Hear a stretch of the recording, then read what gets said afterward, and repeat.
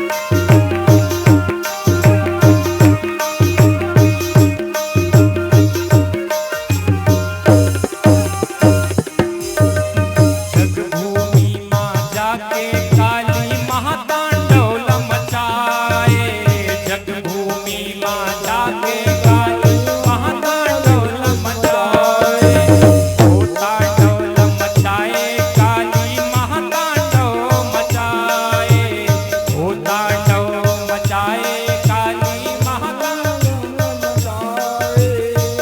बड़ धुआं उड़ाए काली ओ, बड़ धुआं उड़ाए काली, धुआं धुआं उड़ाए। शिव के बांग में बैठ के हर कली कहा, ओ मैया शिव के बांग में बैठ के हर कली कहा, ओ मैया शिव के बांग में बैठ के हर कली कहा, ओ मैया शिव के बांग में बैठ के हर कली कहा, ओ मैया शिव के बांग में बैठ के हर कली कहा। भद्रकाली मैया की, वीरभद्र की, शंकर भगवान की। वीरभद्र आए और वीरभद्र ने कहा, क्षणेन भस्मसात् कुर्याम ब्रह्मामूत किंहरा, क्षणेन भस्मसात् कुर्याम सुरान् व किं मुनीश्वरा। प्रभु शंकर जी, हे नाथ, हे दिनों के रक्षक, हे त्रिकालदर्शी, हे सर्वज्ञ सर्वांतर्यामी, समय चक्र जिसके अधीन है, ये पूरा संसार जिसके अधीन है, जिसकी कृपा के लिए ब्रह्मा और विष्णु आदि देवता भी कतारबद्ध होकर के उनका स्मरण करते हैं, इंद्र आदि देवता इनकी सदा पूजा करते हैं। और देवता तो देवता, मनुष्य भी जिनकी पूजा करते हैं, और मनुष्य तो मनुष्य, कीट पतंग बिच्छू सांप ये भी जिनकी पूजा करते हैं। और कीट पतंग जीव तो छोड़ो, और कौन, तो बोले डाइन, चुड़ैल, डाकनी, शाकनी, योगिनी, बैतालनी, दुष्टा, रौरो, ये लोग भी जिनकी पूजा करते हैं। और ये लोग भी क्या, रावण भी जिनकी पूजा करता है। ऐसे महादेव से आज्ञा प्राप्त करने लगे वीरभद्र भगवान। देखो, महादेव की पूजा सब लोग करते हैं किसी न किसी रूप में, सब जीव। रावण जो है वो विष्णु जी को अपना हितकर नहीं समझता था, वो सिर्फ भगवान महादेव की बहुत अत्यंत वेग में ध्वनि गा गा करके, भजन कर कर करके, मंत्रोच्चार कर कर करके उनको मनाया करता था, उनका ध्यान किया करता था। तो ऐसे दैत्य भी जिनकी पूजा करते हैं, ऐसे महादेव जी आप अगर कहें तो मैं जा करके देवताओं को पकड़ पकड़ करके उसी यज्ञ कुंड में उनको भस्म कर डालूं। आप कहें तो उनके गर्दन को काट काट करके आपके चरणों में अर्पण कर दूं। वीरभद्र कह रहे हैं, किनसे, भगवान शिव जी से। किस लिए, किस लिए, क्यों आए हैं वीरभद्र? भैया, वीरभद्र क्यों आए हैं? दक्ष की सभा में जाने के लिए, जहां मां सती अपने आप को, तो वहां जाने के लिए वीरभद्र आए हैं। कथा सुन रहे हो तो अच्छा है, पर ध्यान भी रहे कि हम लोग कहां पर छूटे हुए थे करके, है ना।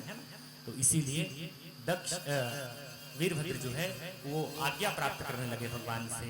तो भगवान ने कहा, वीरभद्र तुम तो मेरे अभिन्न अंग से प्रकट हुए हो, और तुम में इतनी शक्ति होगी, इतनी सामर्थ्यता होगी कि तुमसे कोई भी ऐसा जीत नहीं पाएगा। बोले, कोई भी तुमसे युद्ध करेगा उसको या तो भागना पड़ेगा, या तो हारना पड़ेगा, या तो मरना पड़ेगा।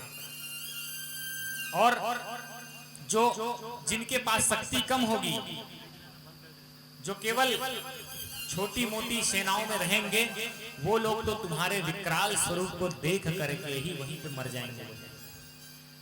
इतना बृहद विस्तार। इस समय वीरभद्र को प्रसन्न करने के लिए भगवान शंकर तरह तरह की बातें कर रहे हैं कि तुम जब वहां जाओगे तो तुमको देख करके ही कई देवता भाग खड़े होंगे। दक्ष घबरा जाएगा और घबरा करके कहाँ हो जाएगा, तो अंतर वेदी हो जाएगा, वेदी के अंदर में छुप जाएगा। तो वेदी जैसे यहाँ बना हुआ है, तो ये ऐसा बना हुआ है ना, तो उन लोग जो बनाते थे वेदी, वो इतना ऐसे बड़ा बड़ा वेदी बनाते थे। क्यों भाई, दक्ष भी तो ऐसी पुरुषार्थ था उसका, तो बड़ा बड़ा वेदी बनता था उसका, तो उसी के अंदर छुप जाएगा। और बोले इंद्र आदि देवता तुमको मारने के लिए बृहस्पति के पास जाकर के अर्चन करेंगे बोले, लेकिन कुछ होने वाला नहीं है।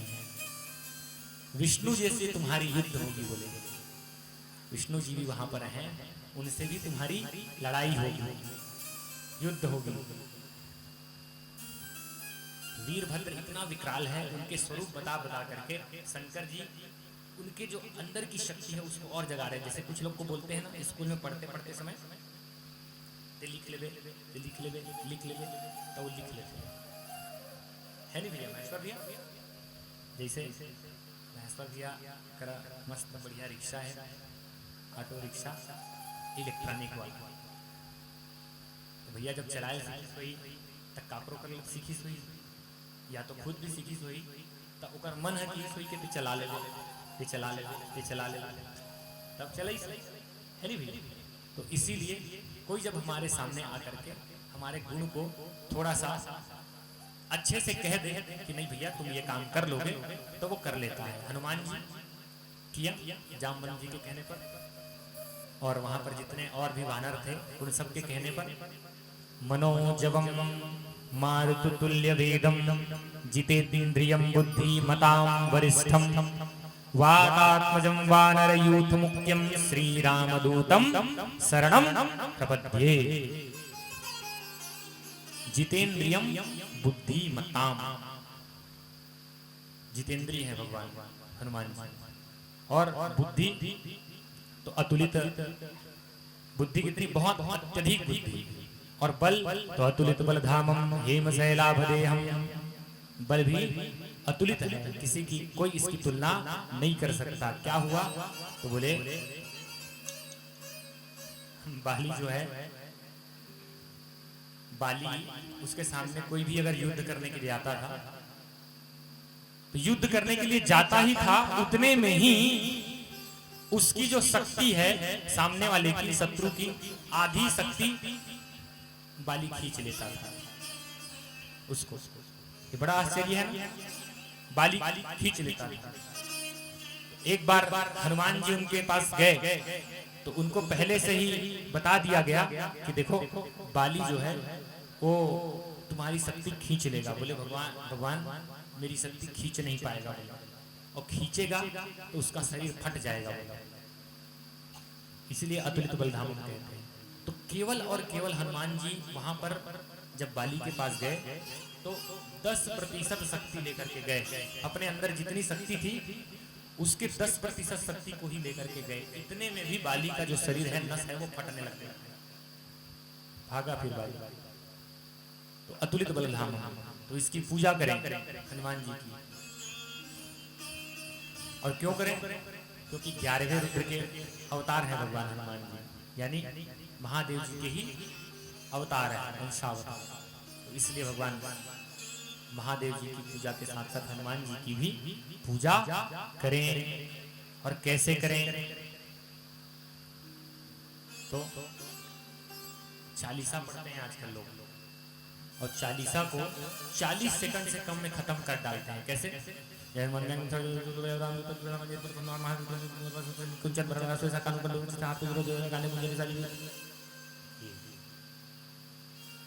क्या कह रहे हो, उसको क्या बोलना है, और क्या उसमें समझना है, और कैसे समझना है, इसको तो कम से कम समझ के पढ़ो। याद हो गया है तो ठीक है, याद तो हो गया है, बढ़िया बात, लेकिन फिर भी उसको समझ समझ के तो पढ़ो। जय हनुमान ज्ञान गुण सागर, जय कपीस तिहु लोक उजागर, रामदूत अतुलित बलधामा, अंजनी पुत्र पवन सुत नामा। ऐसे अब इसको समझ समझ कर तो क्या होगा इसको समझ के पढ़ने से? तो बोले नासै रोग हरे सब पीरा, जपत निरंतर हनुमत बीरा। हनुमान जी कृपा करेंगे तो नासै रोग, सब प्रकार के रोग जो है वो नष्ट हो जाएंगे, समाप्त हो जाएंगे प्रतिदिन भगवान हनुमान जी का जाप करने से। तो ऐसे भगवान महादेव जी के ध्यान के साथ साथ भगवान हनुमान जी का भी ध्यान करना अत्यंत आवश्यक है।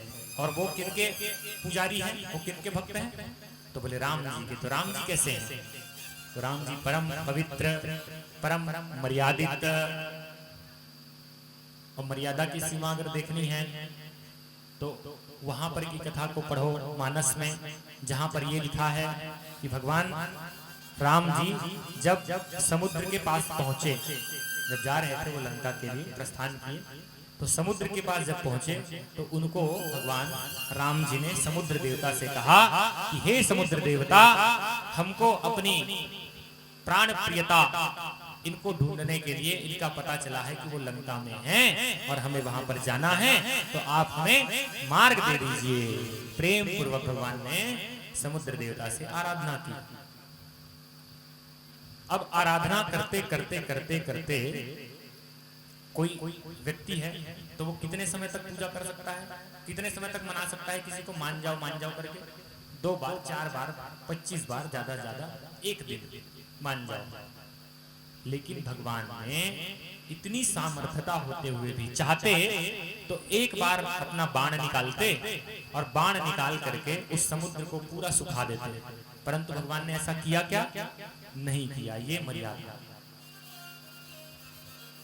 तो कहते हैं, एक कवि ने बहुत सुंदर लिखा है, 3 दिवस तक पंथ मांगते रघुपति सिंधु किनारे, बैठे रहे पढ़ते रहे अनुनय छंद के प्यारे प्यारे। और उत्तर में जब एकनाथ भी 3 दिनों तक प्रार्थना करी, लेकिन उनके तरफ से कोई कुछ बात नहीं आई, तो उत्तर में जब एकनाथ भी उठा नहीं सागर से, तो उठी अधीर धधक तो उसकी आग राम के सर से तब जाता।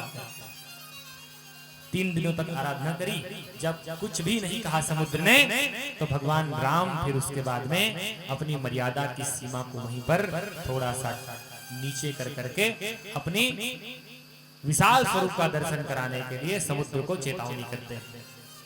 क्या कहा? लक्ष्मण जी लाओ हमारे उस बाण को, और एक बाण में एक बार तीर चलाएंगे और समुद्र हो जाएगा यहीं पर सुख।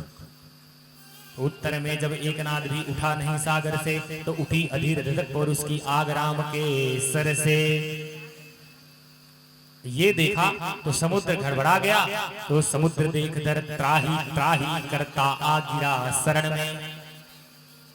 जब प्रताप देखा तो त्राही माम जगत के पालनहार भगवान नारायण जी ऐसा करते करते करते भगवान के साष्टांग चरणों में आ गया।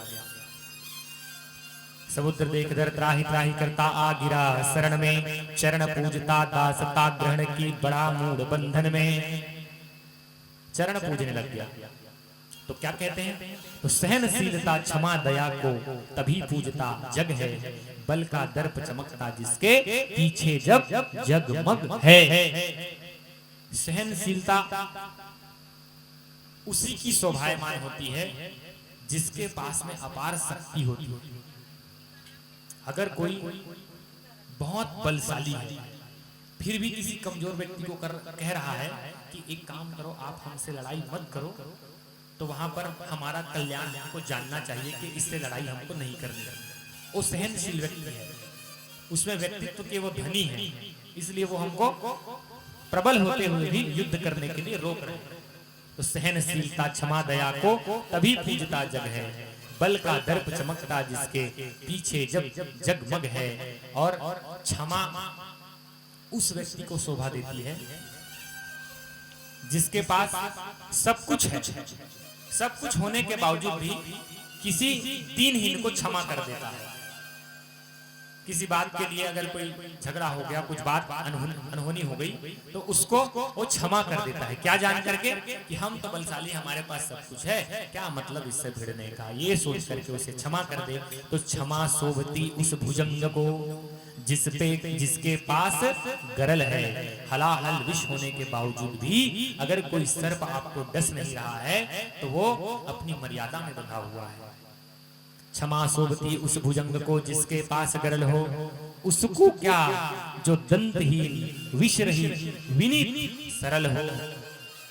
और जिसके पास जहर ही नहीं है वो तुमको क्या काटेगा, और काटेगा भी तो बिरबिट्टी सांपला आदमी तो घुमा घुमा फेंकते। ऐसा नहीं करना चाहिए। बच्चे लोग जब बरसात का कुछ समय आता है तो एक बिरबिट्टी सांप होता है। कितने लोग किए हुई ईमानदारी से बताओ कोई नहीं किया? बहुत पुण्यशाली है। लक्ष्मण भैया किए हो क्या? ये भी पुण्यशाली है। क्यों? क्योंकि सत्य बात को बता रहे हैं। हाँ बैठे हैं तो बता रहे हैं भैया सीधी सीधी बात। तो उस सर्प को घुमाने से वो कुछ नहीं कर पाता। क्षमा शोभती उस भुजंग को जिसके पास गरल हो, उसको क्या जो दंतहीन विषरहित विनित सरल हो। और सच पूछो तो सर में ही बसती है दीप्ति विनय की, संधि वचन संपूज्य उसी का जिसमें शक्ति विजय की, जिसमें विजय की शक्ति होती है। ये पूरा संसार जो है, ये पूरा ब्रह्मांड जो है, यहाँ तक देवता भी हैं, उनकी पूजा करते हैं। बोलिए शंकर भगवान की। इस समय जो वीरभद्र है वो अनेक प्रकार की बातें शंकर जी से कहते हैं। तो शंकर जी ने बताया कि मां सती के साथ में इस प्रकार से इन्होंने दक्ष ने व्यवहार किया है। वीरभद्र, हे भद्रकाली, इन गणों को उस भृगु ने, मूर्ख ने पीटा है, उनको भगाया है, और रिभु ने इनको आग से जलाया है। इनके हाथ, इनके पैर आधे आधे जल कट गए हैं। वीरभद्र और मां काली बहुत रुष्ट हुई और रुष्ट होकर करके किलकारियां मारने लगे, चिल्लाने लगे, अपने अहंकार को प्रकट करने लगे कि आज उस यज्ञ में जाकर के कुछ भी छोड़ने वाले नहीं हैं, समाप्त कर देंगे सब कुछ, कुछ भी बचेगा नहीं, कोई नहीं बचेगा, चाहे कोई देवता हो, दानव हो, चाहे कितना भी बड़ा कोई योद्धा हो, सबको हम समाप्त कर देंगे। प्रभु शंकर जी को प्रणाम किया और जाने लगे। तो भगवान शंकर जी ने उन्हें रोका, 1 मिनट रुको। क्यों रोका? ये बोले कि तुम्हारी शक्ति इतनी प्रचंड है, तुम बाहुबल से प्रचंड हो, मैं जानता हूं कि तुम्हारा सामर्थ्य इतना है कि तुम सबको भस्म कर दोगे, लेकिन तुम्हारी शक्ति को शोभा बढ़ाने के लिए कुछ लोग तो तुम्हारे साथ चलना चाहिए भैया। नेताजी आते हैं तो 5, 6, 7, 8 लोग चलते हैं साथ में, उनकी शोभा बढ़ाने के लिए, उनका स्तवन करते हैं। तो इसीलिए तुम तो इतने बड़े वैभवशाली हो, तो कुछ लोग तुम्हारे साथ चलने चाहिए। तो इसीलिए भगवान ने प्रमथ गणों को आदेशित किया कि जाओ तुम इसमें शामिल हो जाओ। अब प्रमथ गण में कितने गण होते हैं? 60,000 पहले बताया। तो प्रमथ गण जो है वो किलकारियां मार करके भगवान शिव का आदेश पा करके नंदी ने तुतुहिया बजाया, ये बजाया। तो प्रमथ गण सब समझ गए कि भगवान शंकर का आदेश हुआ है। किलकारियां मारते मारते मारते मारते सब मंडराने लग गए आकाश में। बोले सब जाओ इनके साथ। निकले वहां से, छूटे वहां से जैसे ही कैलाश से, उतने में सांप बिच्छुओं को पता चला, शंकर जी के पुजारी होते हैं वो भी, सांप बिच्छुओं को पता चला, वो भी उसमें शामिल हो गए। तो 60,000 से बढ़ करके 70,000 हो गए। वो भी जाने के लिए किसी को काटेंगे, एक आध जन मर जाए तो हमें भगवान शिव जी का पुण्य मिलेगा, क्योंकि उन्होंने शंकर का अपमान किया है।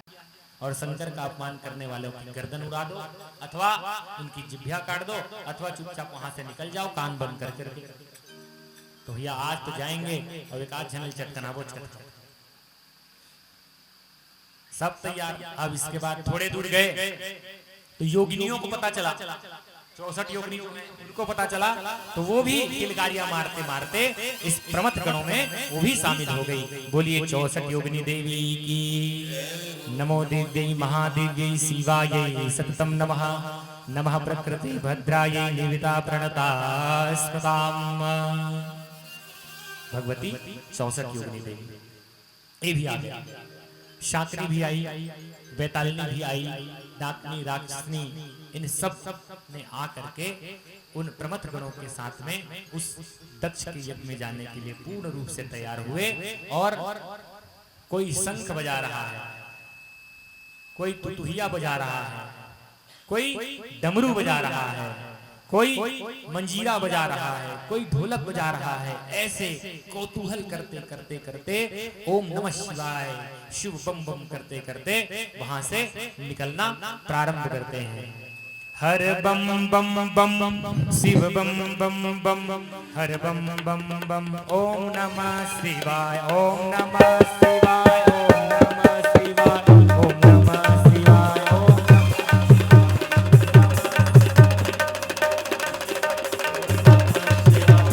नमः शिवाय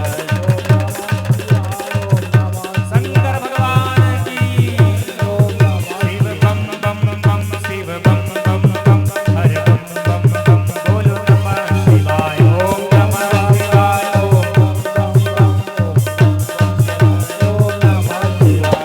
नमः शिवाय हर नमः शिवाय हर हर हर हर हर नमः शिवाय ओम नमः शिवाय ओम नमः शिवाय ओम नमः शिवाय ओम नमः शिवाय हर बम बम बम बोलो बम बम बम ओम नमः शिवाय ओम नमः शिवाय ओम नमः शिवाय ओम नमः शिवाय ओम नमः शिवाय। बोलिए महादेव भगवान की जय हो। सन्नाः शतकोट्या च कोट्या च कुमुदो गणः अमोघ कोकिलश्चैव कोटिकृत्याः गणाधिपः। शिव के गणों ने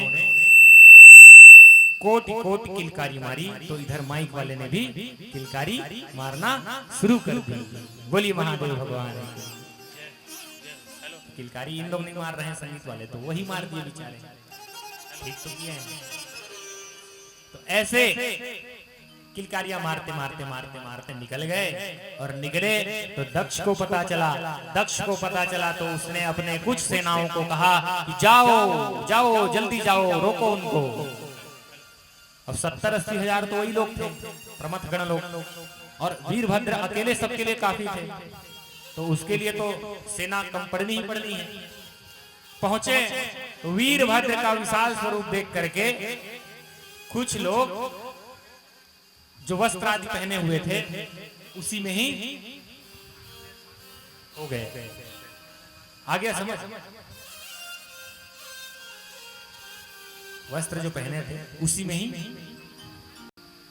ढीले पड़ गए, भागने लगे इधर उधर। कुछ जो बचे थोड़े प्रबल थे, इसमें पूरा लिखा हुआ है उनका प्रताप भाव, इसलिए बताया जा रहा है। ऐसे कोई फोकट का कहीं से ऐसा नहीं है, लिखा हुआ,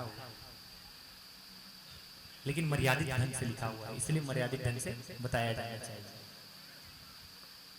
तो जिनके वस्त्र ढीले पड़ गए वो वहां से भगे, जो बच गए वो लोग वीरभद्र के निकट आते ही उनके वेग चलने के वेग के कारण इधर उधर फेंका गया।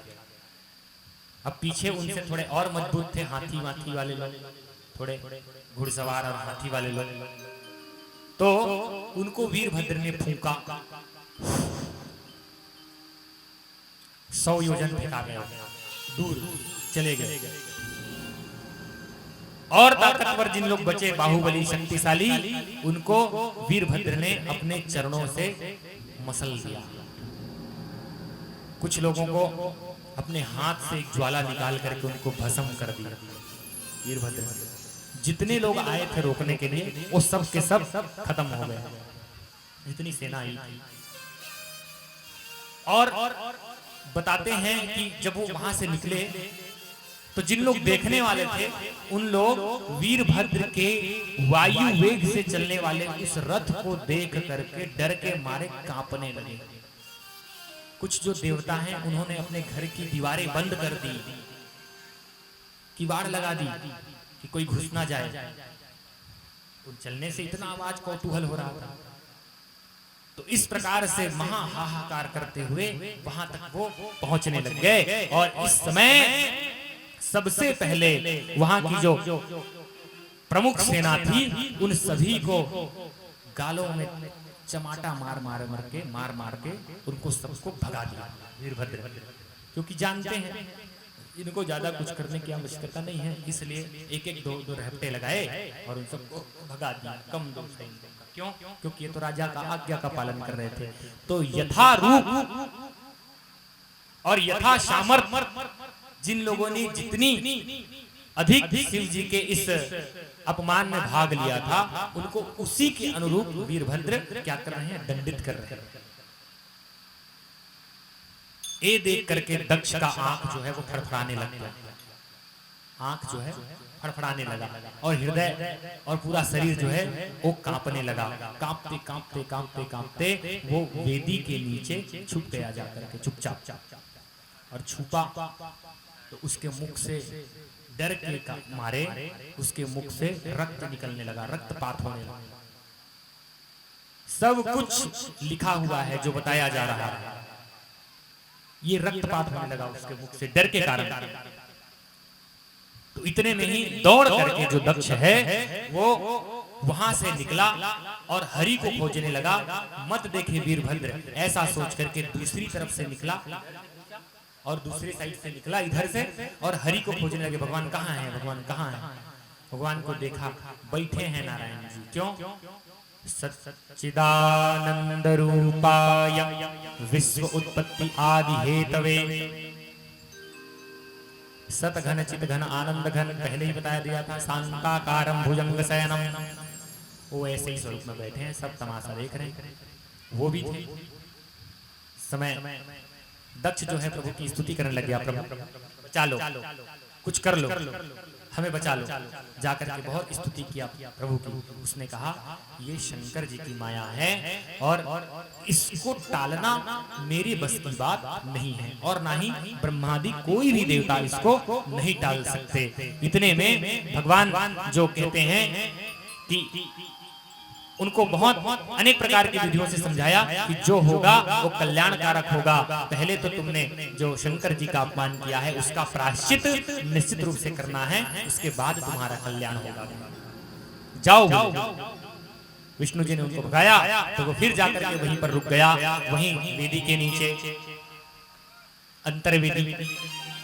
इतने में भगवान जो वीरभद्र है वो दौड़ करके भागते भागते जा करके इंद्र को दौड़ाने लगे। देवराज इंद्र जो वहां थे उन्हें दौड़ाया तो वो दौड़ते दौड़ते गुरु बृहस्पति के पास पहुंच गए, देव गुरु बृहस्पति के पास। तो कहते हैं कि हे देवराज इंद्र, ये जो वीरभद्र है वो शंकर जी की कृपा के कारण अजेय है, इसको कोई भी नहीं जीत सकता। यहां तक कि भगवान विष्णु भी इसको नहीं जीत सकते। बोले बड़ा आश्चर्य। अब इतने में वीरभद्र वहां पर पहुंच गया, वहां पर पहुंचा और इंद्र से युद्ध किया। इंद्र से युद्ध किया तो इंद्र ने अपना जो खंग है उसको निकाला और वीरभद्र को मारा। तो वीरभद्र ने उसको पकड़ करके तोड़ दिया, अपने वज्र को निकाला।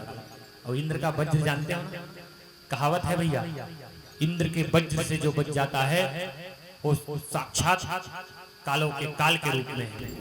इंद्र के वज्र से कोई बचने वाला नहीं है। उस वज्र को वीरभद्र ने पकड़ा और तोड़ दिया, और ऐसे तोड़ा कि उसको मसल डाला और वहीं पर राख के जैसा कर दिया।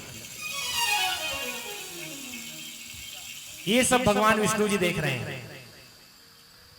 वज्र गायब तो इंद्र गायब, भाग गए देवताओं के साथ। भैया अगवाहन चली दी तो हमन का और मरे बर वो यहाँ चले गए, भग गए। इतने में जो वीरभद्र है वो देवराज इंद्र को भागते हुए देख करके उन पर हंसने लग गए, उनको बहुत धिक्कारने लग गए कि धिक्कार है तुम जैसे इस देवता को जो भाग रहे हो युद्ध से, कहने लगे। इंद्र ने कहा जो कहना है कहा भैया, कुछ देर तक रही बे, ओकर बाद तो हम ही मतलब इंद्र आसन में बैठना है, छोड़ हटा, जो करना है कर। ऐसे कर करके इंद्र जो है वो इंद्रलोक में जा करके अपनी कुर्सी के पीछे चुपचाप बैठ गए। अब कुर्सी में बैठती नहीं तो जान तो इसकी वीरभद्र नहीं तो आज तो अपनी कुर्सी के पीछे जा करके बैठ गया, आसन के पीछे, इंद्रासन के पीछे। वीरभद्र दौड़ने लगे तो उस समय भृगु दिखे, भृगु। अब भृगु कौन थे? तो जिसने मंत्रों उच्चार द्वारा रिभु को प्रकट करके गणों को पिटवाया था, वही भृगु है। मंत्र द्वारा, मंत्र पढ़ करके उसी ने पिटवाया गणों को। तो भृगु दिख गए, तो भृगु को पकड़ा वीरभद्र ने और पकड़ करके एक बार उठाया और धड़ाम से धरती में पटक दिया। जैसे पटका बम आवाज हुई, बम के फटने के जैसा, लेकिन फिर भी भृगु तब के बल पर कुछ नहीं हुआ, उठ करके खड़ा हो गया। वीरभद्र सोचने लगे इसको दंड देना तो बहुत जरूरी है, इसलिए ऐसा सोच करके उन्होंने भृगु को उठाया और उठा करके अपने सम्मुख लाया और उनकी जो मूछें थी उसको खींच खींच करके तोड़ दिया। बच गया बाल और ये दाढ़ी, इसको भी नोच करके पूरा वीरभद्र ने निकाल दिया। एक बार फिर पटका और पटकते ही भृगु भागने लग गया। भागते ऐसा भगा कि वहीं यज्ञ के पास आ गया। यज्ञ के पास आ गया तो वीरभद्र ने फिर पकड़ा और फिर पकड़ करके कहा कि तुम तो प्रमुख दोषी हो। बोले क्या? तो बोले गणों को तुमने पिटवाया है, इसलिए तुम्हारी नाक कटनी चाहिए। बोले इसलिए नाक को एक बार रगड़ दिया वीरभद्र ने। नाक रगड़ा तो नाक को पकड़ करके भृगु भग गए। और उसके बाद में इसी समय मां कालिका ने पूषा को पकड़ा। तो पूषा क्या कर रहा था पता है? जिस समय शंकर भगवान का अपमान हो रहा था, दक्ष जिस समय शंकर जी का अपमान कर रहा था, उस समय पूषा जो है वो दांत दिखा करके ही करके हंस रहा था। शंकर जी का अपमान हो हंस रहा था। तो इसीलिए मां कालिका ने उसे पकड़ करके उसकी छाती पर बैठ करके उसके जो जितने दांत हैं उसको पत्थर से बत्तीसी उनकी निकाल दी, उनकी बत्तीसी गायब कर दी। प्रश्न किए तो कहते हैं कि नारद एक बार क्या हुआ था, भगवान के वहां से जाने का कारण उनको एक ऋषि ने और शंकर जी की परम प्रिय ऋषि दधीची जो हैं उन्होंने भगवान विष्णु जी को श्राप दे दिया था कि जाओ तुम्हें शंकर जी के किसी ऐसे रूप हैं उनसे तुम्हें यज्ञ में भागना पड़ जाएगा, ऐसा उन्होंने दधीची ने श्राप दिया था। तो बोले क्यों श्राप दिए थे बिना जबरन के? नारद जी ब्रह्मा जी से पूछ रहे हैं। तो बोलते हैं कि उस समय ये हुआ था कि जो क्षुभ है, क्षुभ वो और दधीची ये दोनों मित्र थे, बहुत परम मित्र थे। तो परम मित्र थे तो दधीची ने कहा कि सभी वर्णों का पितामह ब्राह्मण है। नमो ब्राह्मण देवाय गौ ब्राह्मण हितायश्च जगद्दिताय कृष्णाय श्री गोविंदाय नमो नमः। दधीची ने यही कहा। तो ये कहने पर वो छु कहता है कि सभी वर्णों का पिता ब्राह्मण नहीं है, भगवान विष्णु जी हैं बोलते हैं। तो बोले अगर भगवान विष्णु जी होते तो छाती पर ब्राह्मण उसको नहीं मारते। बोले क्यों? भगवान विष्णु स्वयं कहते हैं विप्र प्रसादात धरणीधरोहम विप्र प्रसादात कमलावरोहम विप्र प्रसादात अजिताजितोहम विप्र प्रसादात मम नाम रामम।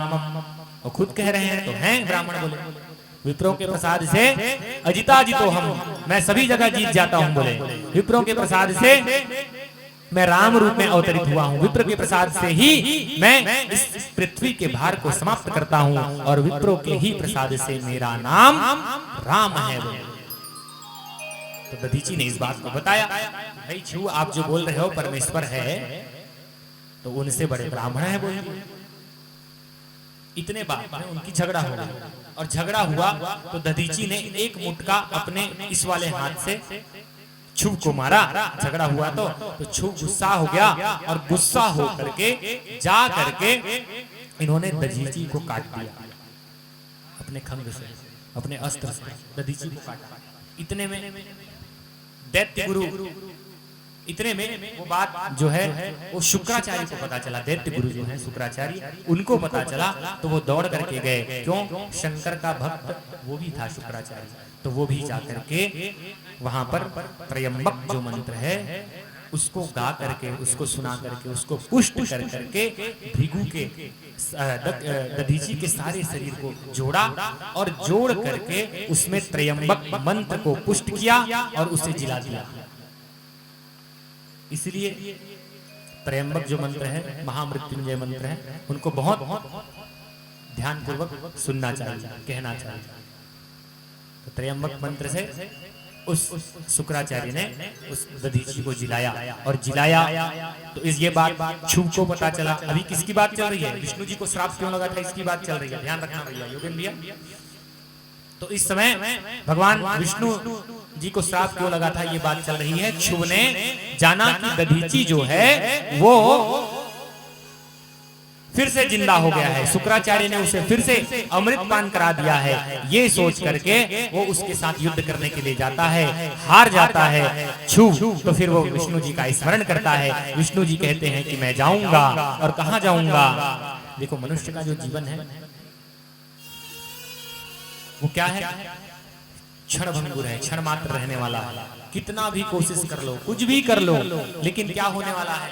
तो बोले मर जाना है। और कैसे मर जाना है? जगत में कोई न परमाने, जगत में कोई न परमाने, जगत में कोई न परमाने, जगत में कोई न परमाने, जगत में कोई न परमाने, जगत में कोई न परमाने। तेल चमेली चंदन साबुन, तेल चमेली, तेल चमेली चंदन साबुन, तेल चमेली। इस भजन का भाव समझना। हाँ, तेल चमेली चंदन साबुन, तेल चमेली चाहे लगा लो सेंट, जगत में कोई न परमाने, जगत में कोई न परमाने, जगत में कोई न परमाने।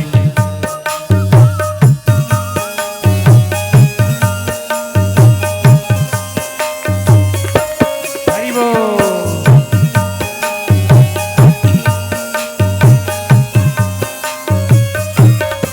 क्या कहते हैं? आवागमन लगा दुनिया में, जग है रेस्टोरेंट भैया, जग है रेस्टोरेंट। रेस्टोरेंट यानी रेस्ट करने का रेंट, मतलब थोड़े दिन के लिए यहाँ आए हैं और वहां से फिर चला जाना है। तो आवागमन लगा है दुनिया में, जग है रेस्टोरेंट भैया, जग है रेस्टोरेंट। अंत समय में उड़ जाएंगे, अंत समय में उड़ जाएंगे तेरे तंबू टेंट, जगत में कोई न परमाने, कोई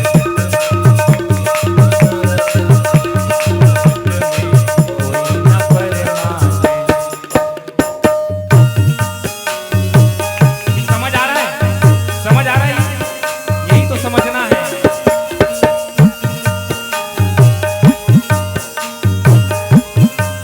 आनंद से बोलिए शंकर भगवान की।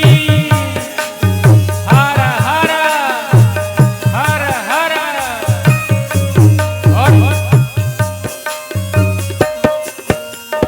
हरिद्वार चाहे मथुरा काशी, घूमो बनारस कैंट भैया, घूमो बनारस कैंट।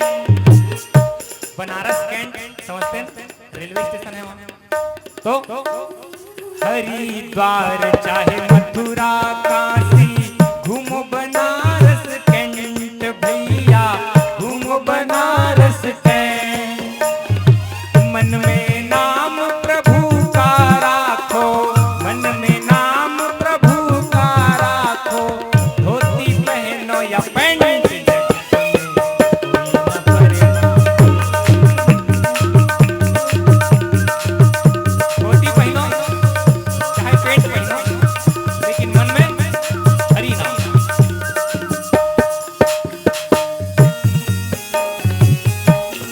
शंकर भगवान की।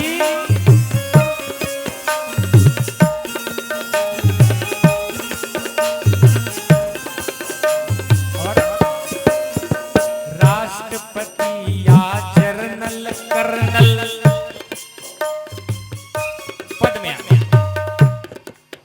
हाँ, राष्ट्रपति या जर्नल कर्नल, चाहे हो लेफ्टिनेंट भैया, चाहे हो लेफ्टिनेंट, कितना भी अधिकारी रहे, राष्ट्रपति हो, मंत्री हो, जनरल हो, कर्नल हो, सबको कहाँ आना है? यही आना है। हो राष्ट्रपति या जर्नल कर्नल, चाहे हो लेफ्टिनेंट भैया, चाहे हो लेफ्टिनेंट, काल सभी को खा जाएगा, काल सभी को खा जाएगा, लेडीज हो या जेंट्स, जगत में कोई न परमा, जगत में कोई न परमा, जगत में कोई न परमा।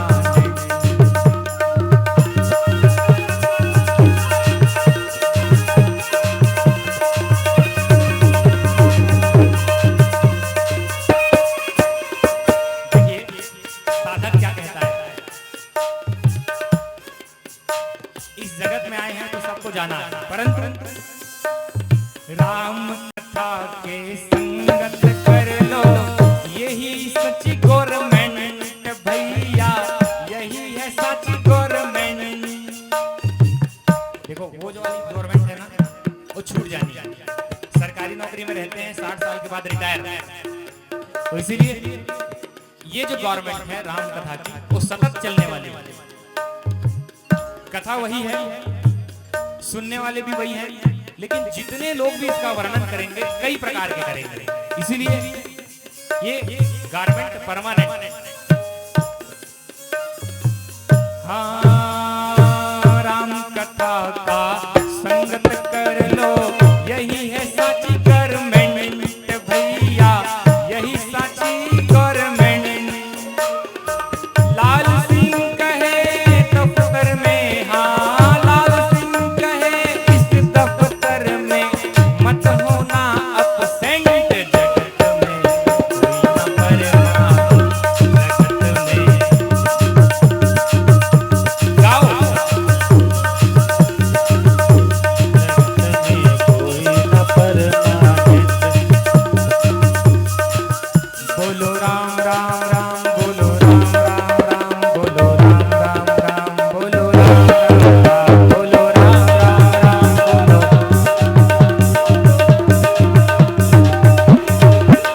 ओम नमः शिवाय, बम नमः शिवाय, हर नमः शिवाय, ओम नमः शिवाय, ओम नमः शिवाय, नमः शिवाय, ओम नमः शिवाय, ओम नमः शिवाय, ओम नमः शिवाय, ओम नमः शिवाय, ओम नमः शिवाय, ओम नमः शिवाय। तो भैया चाहे डव साबुन लगाओ, चाहे पियर्स लगाओ, चाहे नीम साबुन लगाओ, चाहे नंबर 1 साबुन लगाओ, एकर अलावा चाहे फाग लगाओ, चाहे झाग लगाओ, जगत में कोई ना परमानेंट। अब इस भजन को अगर समझे हो तो अच्छा लगा, अब अगर समझ नहीं आया होगा तो यहाँ से ऊपर ऊपर निकल जाएगा। तो इसीलिए समझ करके गाना चाहिए। गावे तब तो समझ, सुनहूं तब गहू, गहू तब समझ। इसीलिए इस जग में कोई परमानेंट नहीं है। कहते हैं कि उस समय विष्णु जी को कैसे श्राप लगा था, इसके बारे में ब्रह्मा जी नारद जी से वर्णन कर रहे हैं कि हे नारद, उस समय जो क्षुभ था उसने दधीची को काटा तो शुक्राचार्य जी ने उसको जोड़ दिया त्रयंबक मंत्र द्वारा। तो कहते हैं त्रयंबकम यजामहे सुगंधिम पुष्टिवर्धनम उर्वारुकमिव बंधनात् मृत्योर्मोक्षी यमामृतात्। अब इस मंत्र को समझे तो कहते हैं त्रयंबकम, तो भगवान शिव जी त्रयंबक, त्र्यंबकम यजामहे, उनकी यजन करें, उनकी आराधना करें। त्र्यंबकम यजामहे सुगंधिम पुष्टिवर्धनम, हजारों लाखों पुष्प के समान जिनके पास पहुंचने से अनेक प्रकार की पुष्प जो है उनका सुगंध आने लगता है, ऐसे भगवान शिव जी का स्मरण ध्यान करें। और क्या कहते हैं? पुष्टिवर्धनम, जो स्वयं पुष्टि पुरुषोत्तम है, ब्रह्मादि विष्णु आदि देवताओं को और इस जगत के समस्त देवी देवताओं को जो पुष्टि प्रदान करते हैं, जो ताकत प्रदान करते हैं, ऐसे भगवान त्र्यंबक का ध्यान करो। तो क्या कहते हैं? उर्वा रुक्मिव बंधनात्, खरबूजा खातो, खरबूजा जानते हो? खरबूजा, खरबूजा जो है वो पकने के बाद में अपनी डाली से अलग अलग होता है। तो उसी प्रकार मैं भी इस संसार में आया हूं प्रभु, मुझे भी ज्ञान मार्ग से आप पका लीजिए और इतना पकाइए कि मैं इस जीवन के झंझट से छूट करके आपकी शरणागत हो जाऊं, मुक्ति के मार्ग पर पहुंच जाऊं। तो ऐसा त्र्यंबक मंत्र शुक्राचार्य जी ने दधीची जी के लिए मारा और दधीची जी हो गए फिर से जैसे थे वैसे। अब ऐसे हो गए और त्र्यंबक मंत्र का जाप करने लग गए तो भगवान शंकर जी प्रसन्न हो गए और दधीची को और बलवान बना दिया। तो इसमें छू कहता है कि मैं अब दधीची को छोड़ूंगा नहीं, ऐसा कहकर विष्णु भगवान के पास पहुंचे और उनके पास जा करके भगवान विष्णु जी का ध्यान किया कि प्रभु वो दधीची फिर आ गया, आप उससे युद्ध करो बोले। तो युद्ध करने से पूर्व वो बहुत शक्तिशाली हो गया है, शंकर जी की कृपा हो गई है उसमें, तो मैं क्यों युद्ध करूं, तुम ही जाकर के करो बोले। तुम्हारे दोनों के बीच की लड़ाई में मैं क्यों आऊं? तो बोले आप मेरे प्रभु हो इसलिए आप मुझे बचाओ, अन्यथा वो मुझे मार डालेगा बोले। तो कहते हैं कि एक काम करता हूं, मैं उससे जाकर के डायरेक्ट युद्ध नहीं करूंगा, थोड़ा सा कुछ करता हूं, जो करना है करो पर मेरे को उससे छुड़ाओ, मुझसे छूटना है। भगवान विष्णु जी जो हैं वो दधीची जी के आश्रम में गए और दधीची जी के आश्रम में जाकर के दधीची को देखा और उनसे कहने लगे कि दधीची जी कुछ मांगूं, ब्राह्मण आया है तुम्हारे द्वार पर। विष्णु जी ब्राह्मण का रूप धारण करें और वहीं पहुंच गए। दधीची जी उस समय शंकर जी की पूजा कर रहे थे, बोले विप्र देवता बैठो, बोले जान गए विष्णु जी है तुरंत, विप्र देवता बैठो बोले, ठीक है बैठे। पूजा कर करके आए, बोले विष्णु जी क्या आज्ञा है, बोलो बोलो। अब विष्णु जी एकदम गड़बड़ा गए, अरे बोले कि मैं जानता हूं मैं शंकर जी का परम पवित्र पुजारी हूं, मैं जीवन भर शंकर जी की बहुत पूजा करता हूं और इसलिए मुझे पता है कि शंकर जी मुझे कभी झुकने नहीं देंगे। आप चाहते क्या हैं? तो बोले कि ये जो क्षुभ है वो तुमसे युद्ध में जीतना चाहता है, तो एक बार जा करके बोल दो कि ले भैया मोल क्षमा कर, वो आपका मित्र है, क्षमा करो करके बोल दो जाकर। दधीची जी बोलते हैं अगर पहले बोलते तो कर देता, लेकिन इसने मुझे मार डाला था, इसलिए मैं शंकर जी की कृपा प्राप्त कर करके जीवन पर्यंत मरने वाला नहीं हूं, इसलिए उस क्षुभ को जाकर के बता दो। विष्णु जी बोले कि मैं उससे डरने वाला नहीं हूं, सहस्त्र सेना भेज दे, चाहे किसी को भी युद्ध करने के लिए भेज दे, सबका संहार कर दूंगा अपने मंत्र के बल से। ऐसे दधीची जी महाराज जो हुए वो मरते नहीं, तो कैसे गए थे? बोले वृत्तासुर के युद्ध करने के लिए दधीची जी के उस अस्थि से जो वज्र बनना था उसी से क्या होना था, वृत्तासुर की मृत्यु होनी थी। तब तो दधीची जी अपना शरीर त्यागे हैं, अन्यथा ऐसे मरने वाले से नहीं है, परम पवित्र। झुक गए भगवान विष्णु जी, बोले धन्य है शंकर जी की माया और धन्य है ऐसा भक्त, ऐसा कहकर वो निकल गए और क्षुभ से कहा कि जाओ तुम उसकी शरणागत हो जाओ। दोनों को लेकर के आए तो बोले विष्णु जी आपने मेरे साथ छल किया है, आप शंकर जी की माया से प्रेरित होने वाला वीरभद्र है, उससे युद्ध करने की आपकी बारी आएगी और आपको वहां से भागना पड़ेगा। बोला तो इसीलिए वीरभद्र से वो छुटकारा पाकर के अंतर ध्यान हुए भगवान। ऋषि का श्राप था तो उसको पूरा करना था, लड़ सकते थे लेकिन फिर भी ब्रह्म वाक्यम जनार्दनम, इसीलिए भगवान ने उस ऋषि के श्राप को धारण किया। और धारण करने के बाद, क्यों विष्णु जी भी परम स्वतंत्र हैं, परम पवित्र हैं, नहीं करते क्या कर लेते, कुछ नहीं कर सकते, लेकिन सृष्टि का जो नियम है वो भंग होता, इसलिए भगवान ने उसको धारण किया। और प्रेम पूर्वक धारण करने के बाद में वैसा ही हुआ जैसा यहाँ पर दधीची जी ने कहा था। बोलिए शंकर भगवान की। श्रीहरि जब अंतर ध्यान हो गए तो वीरभद्र जो है उस कनखल क्षेत्र में दक्ष को ढूंढने लग गए। दक्ष को ढूंढते ढूंढते ढूंढते ढूंढते वेदीशाला में पहुंचे और वेदीशाला के पास में दक्ष का जो चलने का जो वो था निशान था वो दिखा। तो वीरभद्र समझ गए कि अब काम बन गया। तो दक्ष ऐसे छुपा था। और वीरभद्र दक्ष से इतने बड़े, तो उन्होंने अपना हाथ घुसाया और एक तरफ को बंद कर दिया ऐसे पूरे, और हाथ को घुसा करके दक्ष को निकाला घसीट के,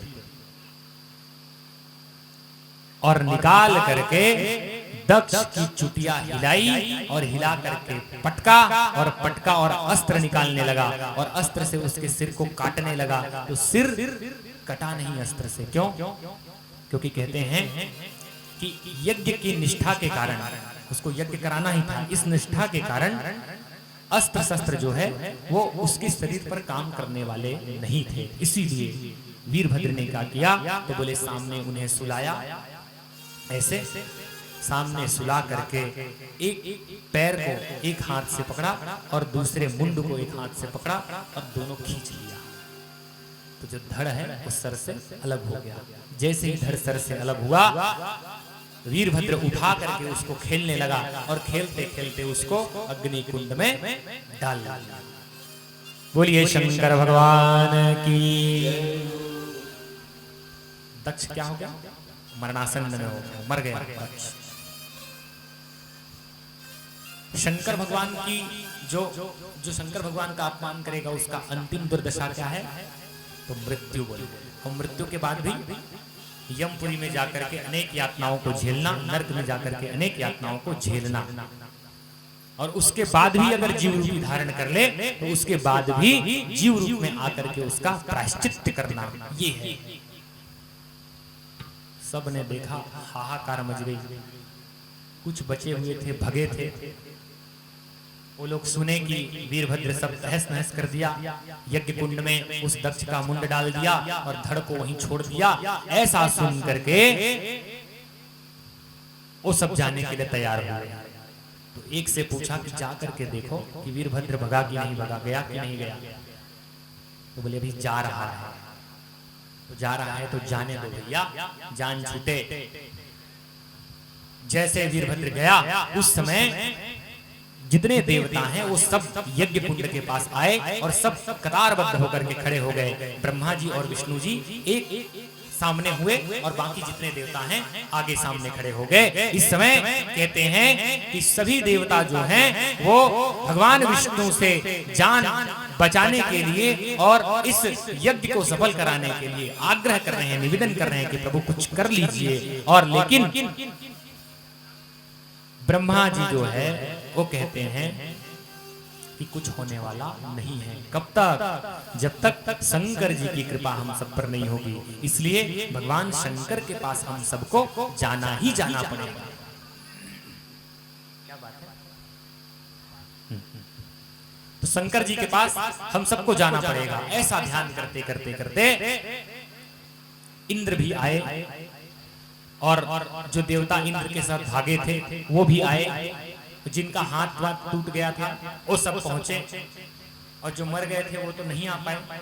जिनका कुछ बाल वाल नहीं था, भृगु भी पहुंच गए, और भी कुछ कुछ देवता हैं वो सब आकर के खड़े हो गए और नारायण की स्तुति करते करते कहा कि प्रभु अब बचा लीजिए। तो नारायण जी ने कहा, ब्रह्मा जी ने कहा कि वहीं जाना होगा जहां से ये सब कुछ आरंभ हुआ है। ये सबसे बड़ा कारण है कि भगवान शंकर जी का अपमान हुआ है, इसी कारण से यह महान अनिष्ट हुआ है। ऐसा सोच करके वे सब जो है वो वहां शंकर जी के पास जाने के लिए तैयार होते हैं, भगवान का ध्यान करते हैं, निवेदन करते हैं, नीति पूर्वक उनकी प्रार्थना करते हैं।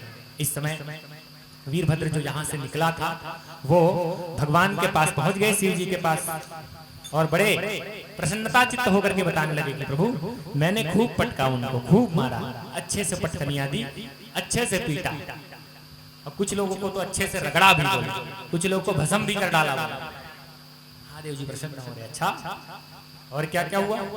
बोले इंद्र तो देख करके भाग गया, मैं विष्णु जी अंतर ध्यान हो गए युद्ध करके।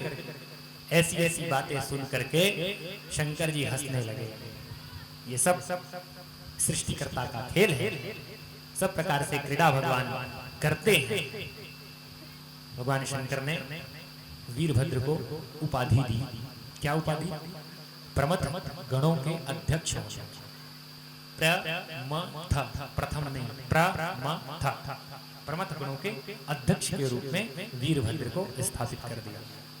बोलिए शंकर भगवान की जय हो। महादेव महादेव।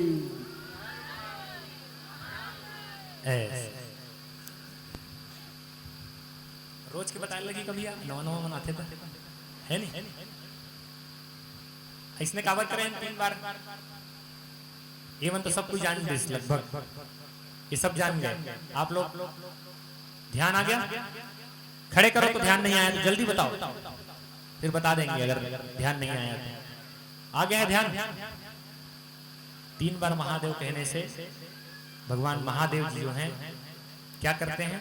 तो बोले 1 बार महादेव लेने से मैं उनके सारे जन्म के पाप को नष्ट करके उन्हें मुक्ति प्रदान करता हूं, और 2 बार जो एक्स्ट्रा बोल देते हैं उसके लिए मैं उनके ऋणी हो जाता हूं, इसलिए 3 बार महादेव। ऐसे भगवान महादेव प्रमथ गणों का अध्यक्ष बनाया वीरभद्र को, और वीरभद्र बड़े प्रसन्नता के साथ अपनी जो अध्यक्षता है उसे संभाल रहे हैं। इस प्रकार से सब प्रकार के संवाद बात करते हुए शंकर जी प्रसन्न हुए। इधर देवताओं की हालत सुनो। देवता जो है वो ब्रह्मा जी के पास जाकर, नारायण जी के पास जाकर के अनेक प्रकार की चर्चा कर रहे हैं, बचाने के लिए प्रार्थना कर रहे हैं, और ये सब मिल करके फिर शंकर जी के पास जाने के लिए प्रस्थान करते हैं। तो भगवान शंकर जी वहां से कैलाश में स्थापित हैं, बैठे हुए हैं। सब देवता जो है उन्होंने नारायण जी से कहा कि नारायण जी आप शंकर जी के परम प्रिय हो, इसलिए एक काम करो। बोले क्या? सबसे आगे आप रहोगे। बोले क्यों?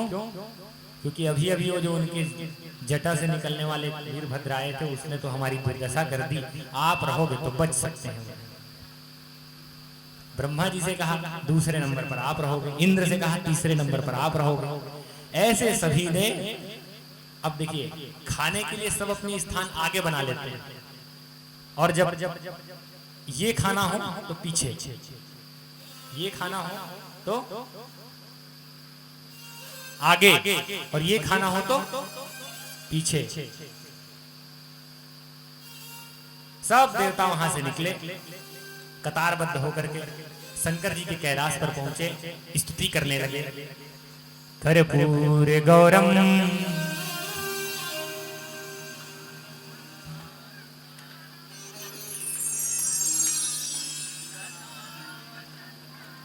मजा नहीं आ रहा। कर्पूर गौरम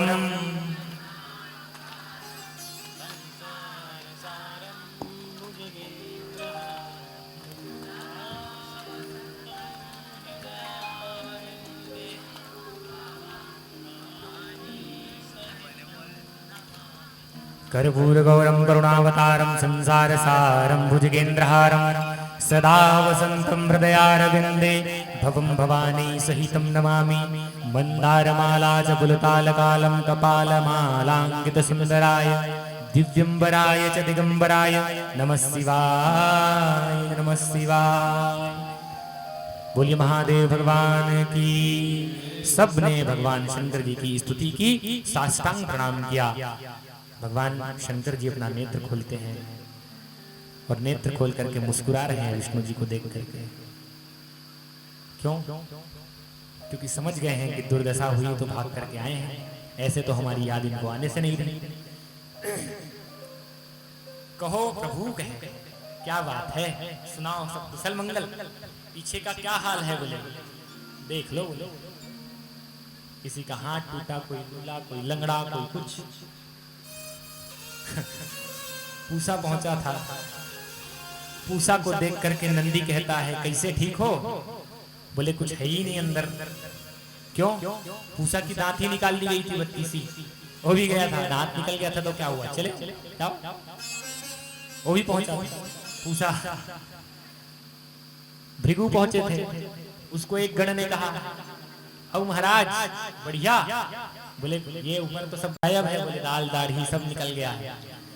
ऐसा गणों ने उनका मजाक उड़ाया। अब मजा लेने की बारी इन लोग की है। वीरभद्र देख करके दूर से बड़ा हंसता था, सबकी दुर्दशा करके बैठा अध्यक्ष के रूप में हंसता था। इस समय सबने प्रार्थना करी तो भगवान कहते हैं अब मुद्दे की बात पर आओ। बोले प्रभु दक्ष का यज्ञ जो है वो विध्वंस हो गया है और हम सभी से बहुत बड़ी गलती हुई है जो आपको भाग ना देने के बावजूद भी उस दक्ष के यज्ञ में उपस्थित हुए थे। हम आपके सामने प्रायश्चित करने के लिए आए हैं। हमारे समस्त पापों को मुक्त करते हुए आप हम सभी की प्रार्थना स्वीकार करें और आपके कर कमलों से, आपकी सानिध्यता में, आपके ही कहने पर उस यज्ञ को सफल किया जाए। दक्ष ने तो संकल्प कर लिया था, पहले ही हो गया था संकल्प दक्ष का यजमान बनने के लिए। तो यजमान तो वही बनेगा जिसके लिए संकल्प हुआ है। तो इस समय भगवान विष्णु जी हैं, शंकर जी हैं, वो सब उस कनखल क्षेत्र में जाने के लिए तैयार हुए। गणों ने किलकारी मारी तो कुछ लोग देवता लोग डरने लगे कि कुछ और तो नहीं होने वाला है, लेकिन शंकर जी ने सबको समझाया कहीं उपद्रव नहीं करना है, जा करके यज्ञ को पूर्ण करना है। और शंकर जी प्रसन्न होकर के सब देवता जो हैं कनखल क्षेत्र में गए। कनखल क्षेत्र में दुर्दशा देख करके भगवान शंकर वीरभद्र की ओर देख करके मुस्कुराने लगे कि तुमने जो किया है बहुत खतरनाक किया है। ऐसा सोच करके मुस्कुरा करके दोनों बातें करते हैं और कहा कि वीरभद्र कहाँ है दक्ष? बोले प्रभु दक्ष तो पड़ा है। बोले कहाँ? तो यज्ञ कुंड के बगल में। भगवान गए, सब लोग पीछे पीछे जा रहे हैं घटना स्थल को देखने के लिए। पुलिस वाला मनाते घटना स्थल देखे, वो गांव भर के पहुंच जाते, अपराधी गायब रहते, लेकिन यहाँ अपराधी भी है वीरभद्र। अब वो मजे से बता रहा है कि हमने पीटा है करके। तो इस समय वीरभद्र जो है वो कहता है कि प्रभु वहां पर रखा हुआ है। भगवान शंकर गए, बोले ये क्या दुर्दशा तुमने करी है? बोले कर दिए प्रभु, आपकी आज्ञा थी। भगवान मुस्कुराए, बोले कहाँ है इसका सिर? बोले वो तो भस्म हो गया। बोले सती जी गई थी तो इसीलिए इसके सिर को हमने भस्म कर दिया। बोले जिसको जैसा, जिसने जितना अपमान किया है वैसा दंड देना। बोले तो इन्होंने माँ सती का अपमान किया तो माँ सती भस्म हुई, तो हमने इसके सिर को ही भस्म कर दिया। बोले अच्छा अब क्या किया जाए? तो भगवान शंकर ने कहा बकरे का सिर ला करके दक्ष को जिलाया गया। भगवान शंकर की कृपा हुई, मृत्युंजय भगवान की कृपा हुई और महामृत्युंजय को पुष्ट करते हुए भगवान शंकर जी ने दक्ष जी को यज्ञ के लिए तैयार किया। उस समय जितने देवी देवता थे, कुछ लोग जो मर गए थे, उन लोग को भगवान ने सबने अपने कमंडलू के जल से सिंचित करके सबको थोड़ा थोड़ा जल दे करके सबको जिलाया शंकर जी ने। और जिनके हाथ पैर टूट गए थे, तो कुछ जो देवता थे जिनका हाथ पैर कटने के बाद जो भग गए थे वो अभी तक नहीं पहुंचे थे, लेकिन हाथ पैर वहां पर पड़ा हुआ था, तो उसको कुछ में लगा दिया गया। अब बोले पूसा यज्ञ संपन्न कैसे करेगा? इसके दांत नहीं। तो बोले बड़ा कष्ट है, ढूंढ करके लाओ। तो एक एक दो दांत जो इधर उधर किसी के मार पड़ने से जो गिरा हुआ था उस सब को एकत्रित किया गया और 32 के 32 दांत वहां पर लगाए गए। इस सबसे पहले जो दंत विशेषज्ञ जो काम करते हैं वो उसी समय हो गया। दांत लगाने का जो काम है वो उसी समय भगवान शंकर जी ने अपनी कृपा से कर दी थी। पूषा में दांत लगाया था। इस प्रकार से सब यज्ञ करने के लिए तैयारी की गई और शंकर जी की आज्ञा पाकर के सभी देवी देवता एकत्रित होकर के उस दक्ष के यज्ञ को पूर्ण करते हैं। बोलिए दीन बंधु भगवान की, शंकर भगवान की जय। आरती की तैयारी करें। हाँ जी तैयारी करें भैया।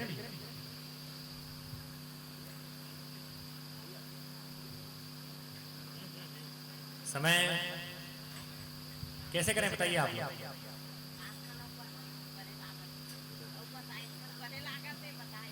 चलिए देखिए, आप लोग बैठे रहेंगे ना प्रतिदिन तब अच्छा लगेगा, लेकिन अगर बोर होकर के आज अगर लंबा बहुत खींच दिया गया, अगर 2-3 दिन से लंबा खींचा जा रहा है और बोर होकर के अगर चले जाएंगे तो हमको अच्छा नहीं लगेगा। इसीलिए सब लोग बैठेंगे प्रतिदिन और आने का प्रयास करेंगे, तब थोड़ा सा बढ़ा देते हैं 15-20 मिनट कथा थोड़ा सा कह देते हैं, उसके बाद में आरती की तैयारी कर लेंगे। बोलिए शंकर भगवान की जय हो, कृष्ण कन्हैया लाल की जय हो, आदि नारायण भगवान की जय हो। कहते हैं कि भगवान शंकर जो हैं उन्होंने दक्ष का यज्ञ संपूर्ण कराया, लेकिन इस समय बज्रांग और बजरंगी इन दोनों पति पत्नी का एक पुत्र हुआ। दुष्ट दुरात्मा कुल भेदक सठ इसने यज्ञ करने के लिए बड़ी धूनी रमाई और यज्ञ किया, तप किया और बहुत वर्षों तक तप करने लग गया। कौन? तो बोले तारकासुर, बजरंग का पुत्र तारकासुर। तारक नामक जो दैत्य है उसने तप किया और तप के बल पर उन्होंने ब्रह्मा जी को प्रसन्न कर लिया। ब्रह्मा जी कहते हैं वरम ब्रूयात वरम ब्रूयात, वर मांगो वर मांगो। तो तारकासुर कहता है मुझे अजेय बनाओ। तो बोले अजेय तो नहीं हो सकता, कहीं ना कहीं तो मरना पड़ेगा, लेकिन ऐसा कोई उपाय बताओ जिससे तुम्हारी मृत्यु हो जाए। कोई ऐसा असंभव उपाय हो तो कह दो। बोले शंकर जी हैं, उनका विवाह हो और उनके पुत्र हो, उनके हाथों में मैं मारा जाऊं। क्योंकि जानते थे शंकर जी तो एक बार समाधि लगा लिए तो कोटि वर्ष तक समाधि में बैठे हो गए, 1 कल्प तक 2 कल्प तक, कितने ही दिनों तक समाधि में बैठे राम जी का जाप करते हैं। ऐसा समझ करके तारक ने कहा कि शंकर जी के पुत्र से मेरी मृत्यु हो, अन्यथा ना हो बोल दिए। क्यों?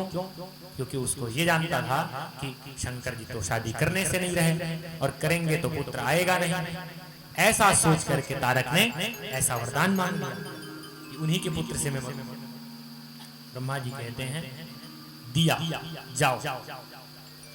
खुश हो गया और खुश होकर के सबसे पहले दौड़ करके अपने रथ को वायु वेग से चलाया और चलाते चलाते चलाते चलाते इंद्रासन के पास ले गया और इंद्रासन को झटका मार करके गिराया और खुद इंद्रासन में जाकर के बैठ गया।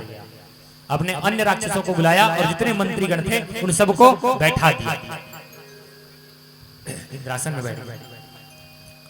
त्रिभुवन का स्वामी हो गया तारक, और त्रिभुवन का स्वामी होकर के देवताओं को, ब्राह्मणों को अनेक प्रकार के कष्ट देने लग गए। इंद्र भगवान जो हैं, इंद्र देवता जो हैं, वो ब्रह्मा जी के पास गए तो ब्रह्मा जी ने कहा कि हम उनको नहीं मार सकते क्योंकि वरदान ही हमने दिया है, जिस पेड़ को हमने लगाया है उसको हम नहीं काट सकते। कहा तो इसका उपाय? तो बोले विष्णु जी के पास चले। विष्णु जी के पास गए तो विष्णु जी कहते हैं कि ब्रह्मा जी ने इतना शुभ वरदान दे दिया है, इसके लिए तो क्या करना पड़ेगा? तो बोले शंकर जी को मनाना पड़ेगा विवाह के लिए। और शंकर जी को अगर विवाह के लिए मनाना है तो उनका विवाह कब हो सकता है? तो बोले जो सती दक्ष के यज्ञ में भस्म हो गई थी उन्हीं सती का जन्म होगा, और उन्हीं सती का जन्म पार्वती के रूप में होगा, और पार्वती के रूप में होगा तो भगवती पार्वती का विवाह किससे होगा? बोले शंकर जी से। और उनका पुत्र कौन होगा? तो बोले गणेश जी होंगे। बोलिए गणेश भगवान की जय हो। गणेश जी होंगे। आए तुम्हारे द्वार हे गण राजा, आए तुम्हारे द्वार हे गण राजा, आए तुम्हारे द्वार हे गण राजा, आए तुम्हारे द्वार। सुन लो हमारी पुकार,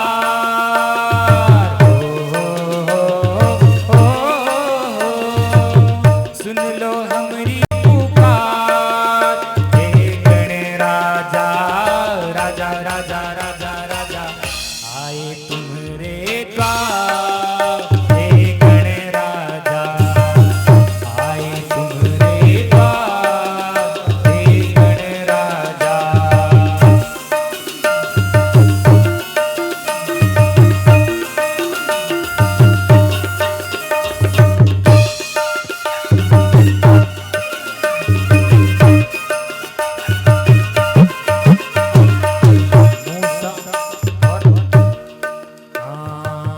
मूसा के करते सवारी, तुम्हारी लीला सबसे न्यारी। मूसा के करते सवारी, तुम्हारी लीला सबसे न्यारी। सुन लो हमारी पुकार,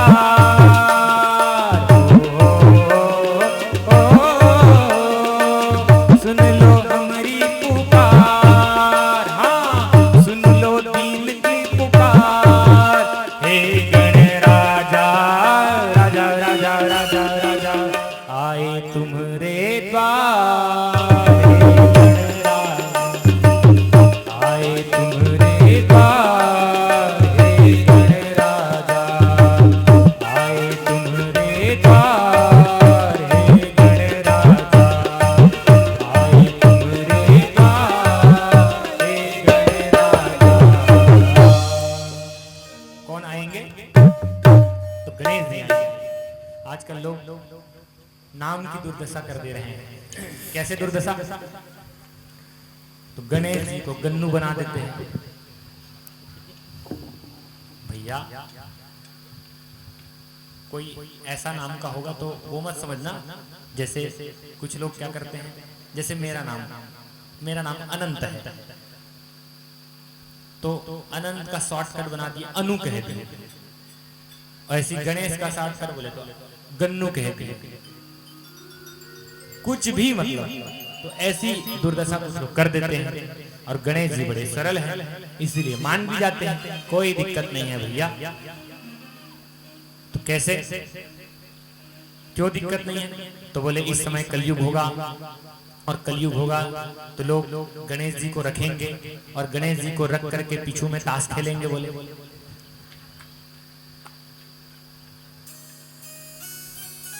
ये क्या है? शास्त्र के विरुद्ध है, छोड़ दो। ऐसा कर रहे हैं तो रखो ही मत, अगर अपमान करना है तो। और क्या बोले? तो बोले वो खा करके पिचकारी मारनी है वहीं पर। तो महाराज आए ओला बैठे पर दिक्कत हो जाती है। और क्या करना है? तो बोले वहां पर गाना चलाएगा। कौन सा गाना? मैं हाँ दिल तोला दे देते हूं। धर्म भ्रष्ट हो चुका है, ऐसा दुर्दशा मत करो। ये सीखो, ये जानो, ऐसे करने से क्या होगा? तो बोले वहां पर भगवान नहीं आने वाले हैं। वो तो रख लिए, बस मूर्ति की पूजा करते रहो अपनी मनाने के लिए खुशी, लेकिन भगवान आने वाले नहीं है। बचो। और क्यों बताया जा रहा है? क्योंकि हमने देखा है, और जो बात देखा है तो उसको बताया जाना हमारा कर्तव्य है। क्यों? क्योंकि हम लोग ब्राह्मण हैं और ब्राह्मणों को इस बातों को बताना चाहिए। तो आजकल लोग क्या कहते हैं, महाराज बड़ टोकथे का इल्नी बुलान, मत बुला रहे भैया। टोकना हमारा काम है, यज्ञ की रक्षा करना किसका काम है? हमारा काम है। अगर हम नहीं करेंगे तो कौन करेगा? तो इसीलिए इस अपराध से बचा जाए। बोलिए गणेश भगवान की। देवता को विष्णु जी ने इस बात को बताया कि यहाँ गणेश जी आएंगे और गणेश जी से ही तारकासुर नामक जो दैत्य है वो उनकी मृत्यु होगी। ऐसा बता करके सब देवताओं को भगवान विष्णु जी ने संतुष्ट किया। अब इधर कल की कथा में भगवती पार्वती देवी आएंगी और इनके साथ साथ भगवान शंकर जी और मां पार्वती का विवाह होगा और इसके बाद भगवान गणेश जी का जन्म होगा और वहीं इस तारकासुर को वध करेंगे। तो कल की कथा के लिए पार्वती विवाह की कथा है।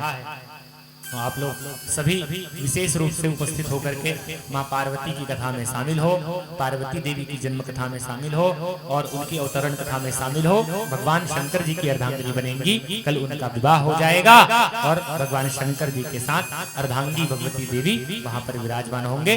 बोलिए शंकर भगवान की। महादेव। आरती की तैयारी।